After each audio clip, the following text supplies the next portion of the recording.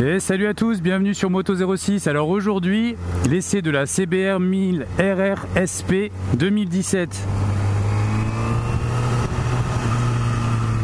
Alors un grand merci à la concession Honda Villermoz à Antibes. Ils sont vraiment au top parce que c'est généralement un modèle qu'on n'a pas vraiment l'occasion d'essayer. Et voilà, bon je les connais et du coup ils me font confiance. Et j'avoue que j'ai quand même une petite appréhension. Alors je viens de prendre la moto, elle est chaude, on l'a fait chauffer un petit peu. Alors voilà, le but de cet essai, c'est pour moi de me rendre compte si je me fais à la position d'une sportive. Parce que ayant vendu mon Roadster, mon CB1000R, je cherche actuellement voilà, une sportive. Et la CBR 1000RR est sur ma liste. Ah, c'est impressionnant, vraiment, même à très bas régime, le quick shifter passe crème. Comme dans du beurre, impressionnant. Ils ont fait un super travail. Alors, ça fait un petit moment que j'ai pas roulé parce que depuis que ma moto est vendue, ça fait à peu près un mois que j'ai pas remis mes fesses sur une moto, donc c'est un bon test finalement. Ça me permet de me rendre compte tout de suite si la moto est facile à prendre en main ou pas. Et puis là je suis en condition ville, donc c'est vraiment parfait pour moi pour me rendre compte si jamais je vais réussir à supporter cette position qui est quand même relativement contraignante.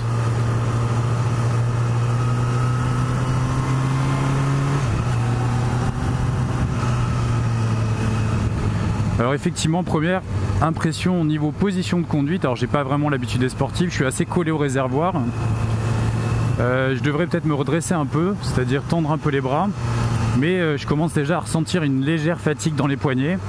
Je suis parti depuis 10 minutes, donc bon, rien de grave, mais on va dire que en condition ville,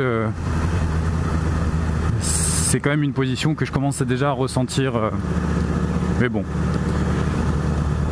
Alors le concessionnaire me l'a réglé sur le mode 3, donc il y a plusieurs modes de conduite. Si j'ai bien fait mes devoirs, il y a 3 modes de conduite. Un mode 1, mode 2, mode 3, et ensuite on a la possibilité de faire des modes sur mesure qui permettent de personnaliser tout ce qui est puissance, contrôle de motricité avec le T, EB c'est le contrôle de frein moteur, et le S, j'en ai aucune idée. Voilà, c'est typiquement les conditions que j'ai quand je vais au travail le matin. Donc c'est top quoi. Je vais voir si j'en bave pas trop. Ah, ça freine fort, hein. Ouh la vache. Superbe, elle est vraiment superbe.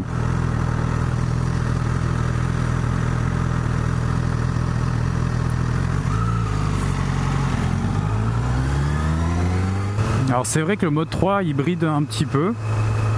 On sent quand même que la puissance est commence relativement tôt, mais elle s'essouffle très vite.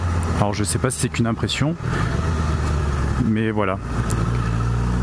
J'essaierai d'autres modes au fur et à mesure. Là, je vais me mettre dans un petit coin, on va changer de mode. Apparemment on peut changer les modes en conduisant.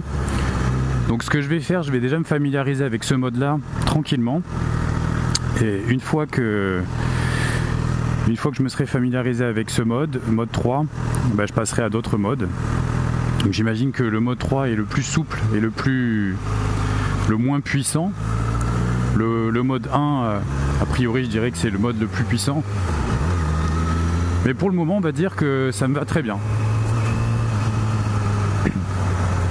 Ah oui, S, bien sûr, suspension. Est-ce que j'arrive à me faufiler entre les voitures comme je faisais avant?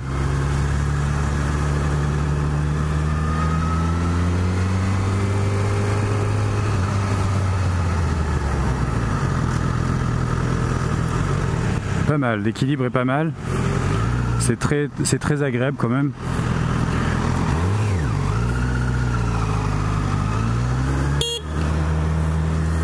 Je voulais mettre le clignotant et je me suis trompé.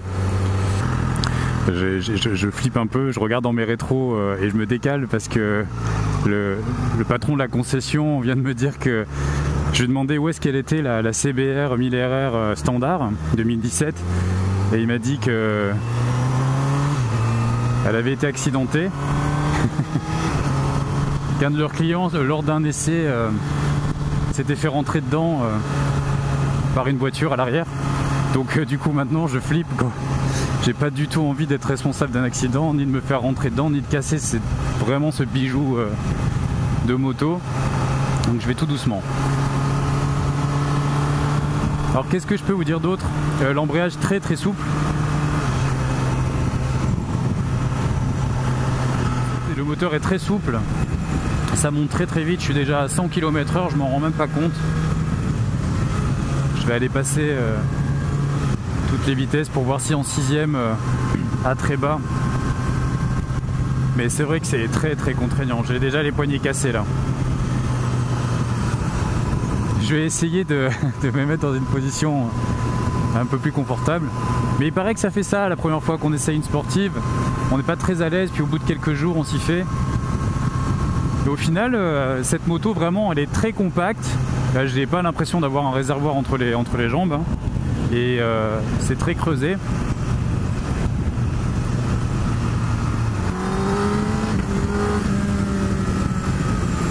Ah c'est un missile. C'est un missile. Ah oui oui, ah oui là, même en mode 3, c'est un missile.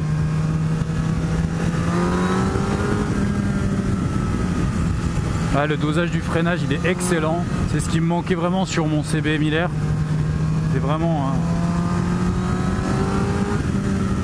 Ah c'est terrible. Génial. J'adore. Alors effectivement elle est équipée du shifter up and down. Donc je peux passer les rapports à la montée et à la descente rien qu'avec le shifter. J'ai pas encore l'habitude du coup en rétrogradage. J'ose pas encore. J'ai peur de casser la boîte. Mais a priori c'est fait pour ça. Donc je vais tester. Je me demande si on voit mon cul dans cette position. Ça c'est con.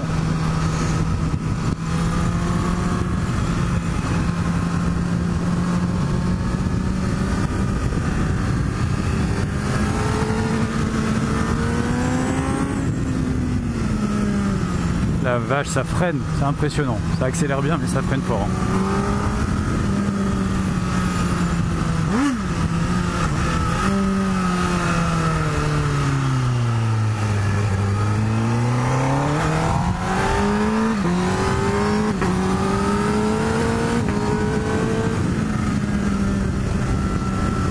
Ouais, c'est vrai, vraiment la suspension Öhlins semi-active.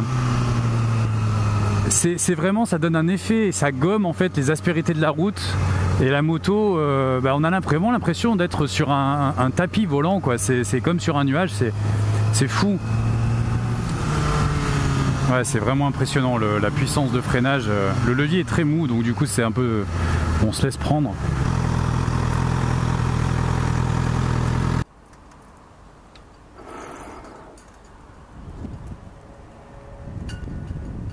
Honda CBR 1000RR SP 2017.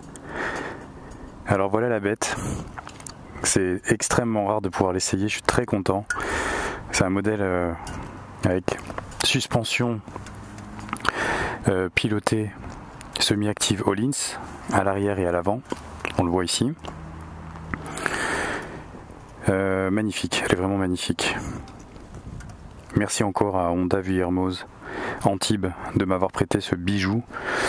Donc voilà, sur cette version 2017, énormément de changements. Le moteur a changé.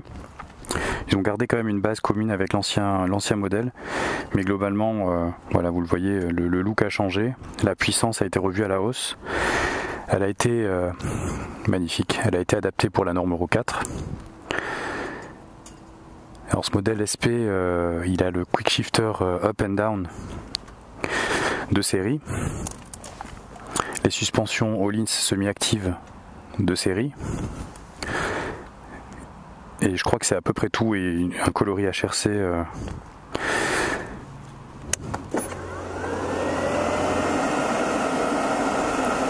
voilà, le tableau de bord magnifique, si on va réussir à voir la signature lumineuse.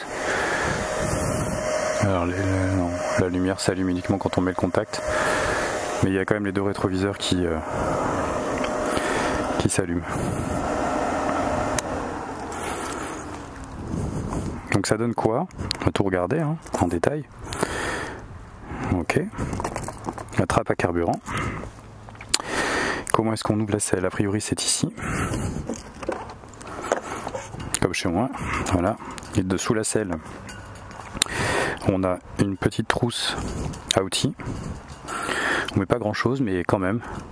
Petite trousse à outils et à mon avis il y a la place pour mettre un antivol, un mini U ou quelque chose. Ouais, à mon avis il y a la place. Là, je peux rentrer ma main. J'ai pas des très grandes mains mais voilà, on peut rentrer un antivol. Ce qui est bon, je dirais, ce qui est plus psychologique et puis pour les assurances. Et puis c'est vraiment bon un peu dissuasif mais au final c'est plus pour nous. La selle se remet très bien. Ça, j'ai aucune idée de ce que c'est. Je me suis posé la question quand j'ai vu la moto pour la première fois au salon de Milan. Il y en a de chaque côté. Je sais pas du tout ce que c'est. Donc sinon, si on fait le tour de la bête, donc silencieux homologué Euro 4 qui est pas vilain du tout. C'est quand même vraiment une super bécane. Elle est magnifique.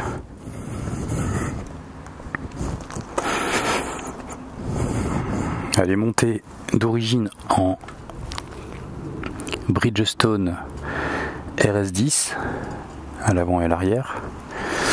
Alors voilà, on va mettre le contact. Voir un petit peu ce que ça donne.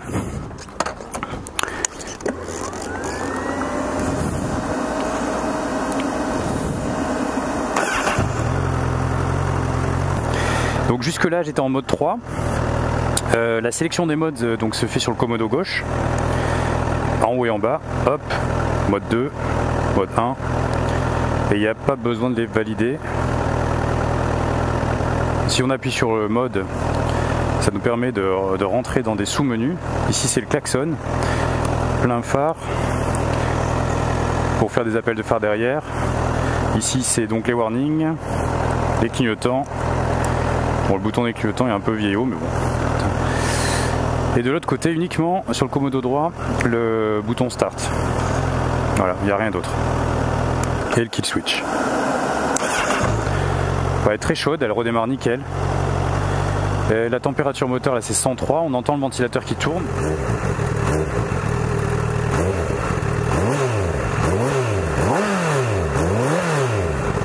Pas mal.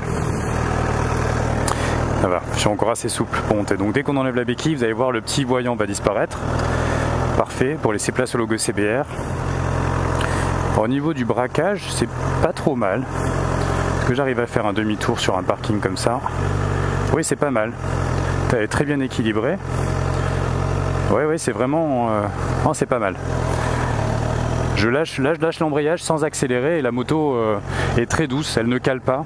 Et ça c'est une particularité des Honda. J'ai pas essayé beaucoup d'autres marques mais on va dire que voilà.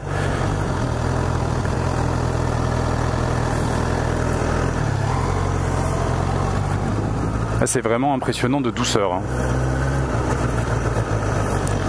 Alors là donc je suis en mode 2, est-ce que je vais vraiment ressentir la différence par rapport à tout à l'heure et mon mode 3?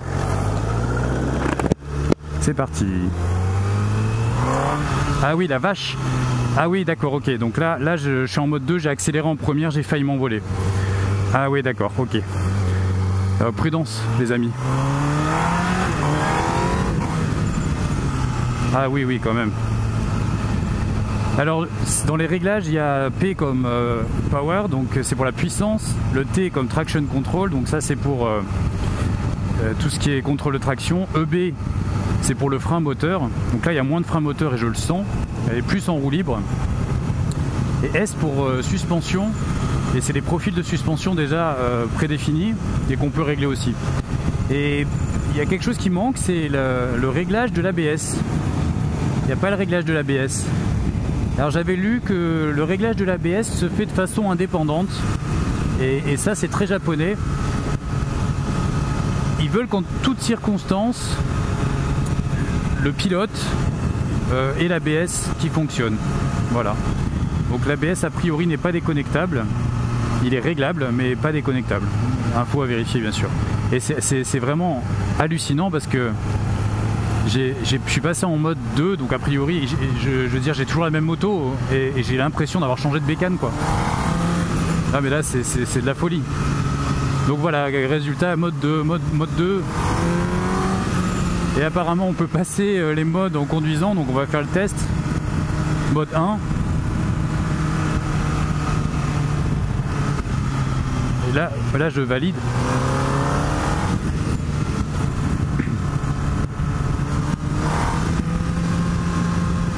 Ah, c'est vraiment impressionnant. Donc je passe en mode 1 avec un profil de suspension différent qui est certainement plus sport.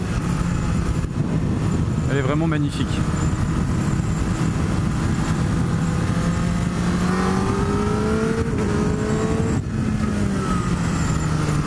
Ouais, ça freine fort. Hein. Bon voilà, moi je suis un adepte du freinage à 2 doigts et là honnêtement je m'y retrouve. C'est top. Ah oui, le quick shifter à la descente des rapports, c'est magnifique. On touche plus à l'embrayage. On touche plus à l'embrayage, voilà, c'est comme ça. C'est vraiment splendidissime. Et là, je vous dis vraiment, c'est incroyable. J'ai l'impression d'avoir changé de moto, quoi. C'est ouf. Elle est plus maniable, elle est plus, le ressenti, elle est plus légère, elle est plus fine à l'accélération. Voilà, c'est un truc de fou. C'est dingue. Vraiment chapeau Honda parce que ça peut être une moto tous les jours quoi. Bon, après il faut aimer les positions contraignantes quand même parce que malgré les modes, ça reste quand même, on est quand même pas mal basculé vers l'avant et on appuie sur les poignets. Mais chapeau, super machine.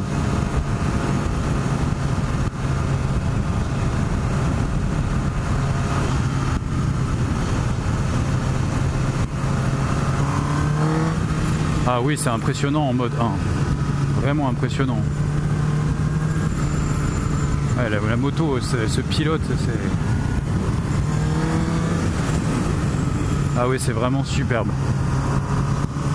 Je comprends les mecs qui roulent en sportif, on a la banane à chaque accélération, puis la position de conduite qui nous rapproche de la route, c'est...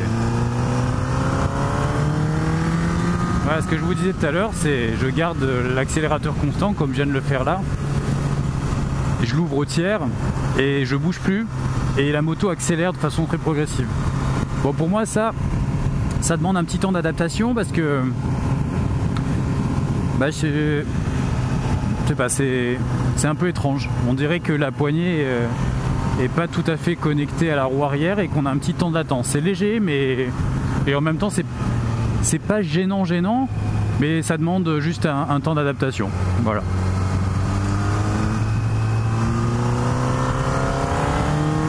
Là j'étais à fond, j'ai accéléré à fond et bon je me suis pas laissé surprendre quoi. Il n'y a pas eu de surprise.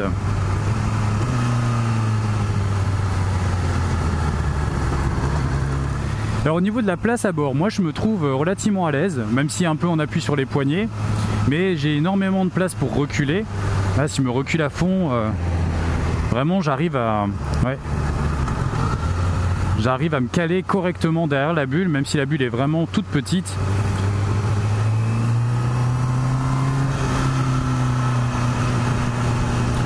Oh là là, j'ai pas envie de la laisser, j'ai envie d'aller faire un petit tour avec encore. Je vais passer par là. Hop. Mode 1. Au final, le conseil m'a dit commence par le mode 3 parce que bon, le mode 1 il est violent. Mais bon, ça dépend du cerveau du gars aussi et puis du rapport avec la poignée.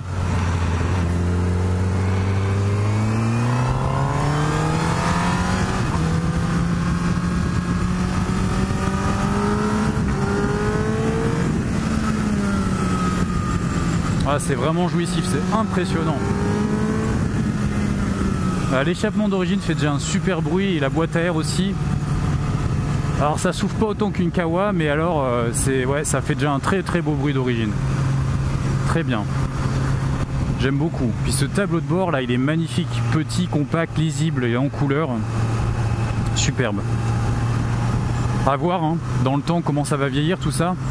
Parce que c'est vrai que c'est des motos qui sont sorties là, cette année. Je crois au mois de mars, avril, et on n'a pas encore assez de recul. Sinon, petite parenthèse pour les gens qui, comme moi, ont la quarantaine, un peu des problèmes de dos. Oui, je sais, il faut faire du sport, tout ça, il faut avoir le temps. J'avais un peu peur au niveau de la position, en me disant je vais vraiment avoir mal. Et un jour, j'avais entendu quelqu'un qui m'avait dit oui, non, les sportifs, vu que tu es basculé sur l'avant, t'as pas trop de pression sur les vertèbres. Effectivement, moi j'ai un petit souci de dos dans le bas du dos qui me fait relativement mal quand je reste assis trop longtemps, par exemple au bureau. Et là, je dois dire que je me suis levé ce matin, j'avais mal. Et là, je ressens aucune douleur. Alors on verra après l'essai. Je vous mettrai un petit message à la fin de la vidéo pour vous dire si je souffre ou pas. Mais pour le moment, on va dire que non. Je suis bien. Je n'ai pas mal. Ce qui est déjà un bon point.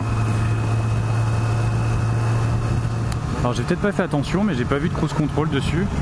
Alors non pas que pour moi ce soit utile, mais c'est juste que je me dis que toutes les motos qui sortent actuellement, cette nouvelle génération, en sont équipées. Notamment le cas de la BMW S1000RR et de la S1000R. Mais j'en vois pas sur celle-là. Donc c'est peut-être volontaire, peut-être que je le vois pas parce qu'il est caché. En tout cas super, impressionnant. C'est à la fois souple et puissant, c'est génial. Vraiment j'adore. La commande des clignotants, je la trouve pas pratique, elle est trop basse pour moi. Ouais, bon c'est pas très grave, je pense qu'on s'y habitue, mais ça me fait aller très bas avec le pouce. Ouais, définitivement je préfère le mode 1, c'est vraiment, y a pas à dire, c'est vraiment mieux. On va faire un petit test sur les autres modes. Donc, il y avait User 2, on va appuyer sur mode pour le valider. Voilà. Ouais.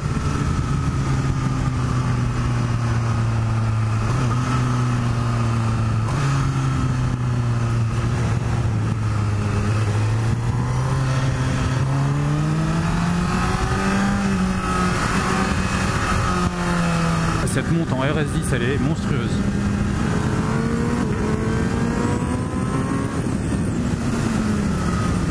Ah puis putain ça freine, c'est un truc de fou.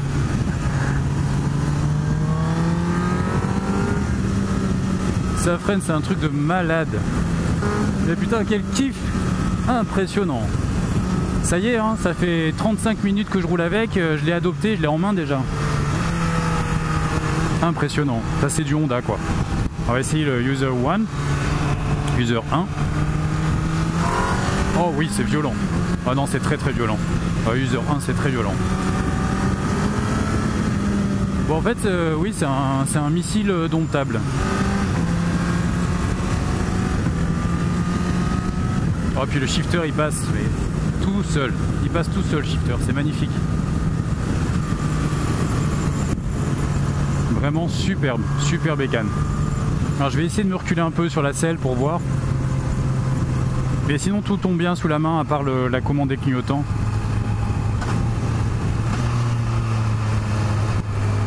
Oui c'est vrai que j'ai pas encore bien le downshift en main. Mais il faut lâcher la commande des gaz pour descendre en rapport avec le quick shifter.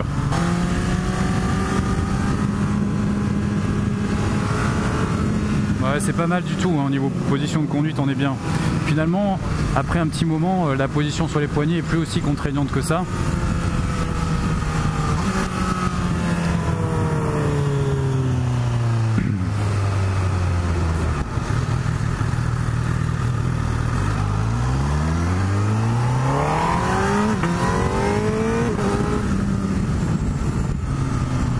Ouais, c'est vraiment impressionnant.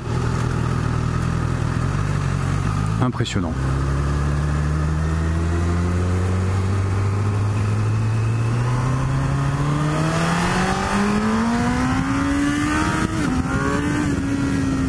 Ah oui, j'avais pas encore été au-dessus des 8000 tours, mais en fait c'est là. C'est là que ça se passe. Incroyable.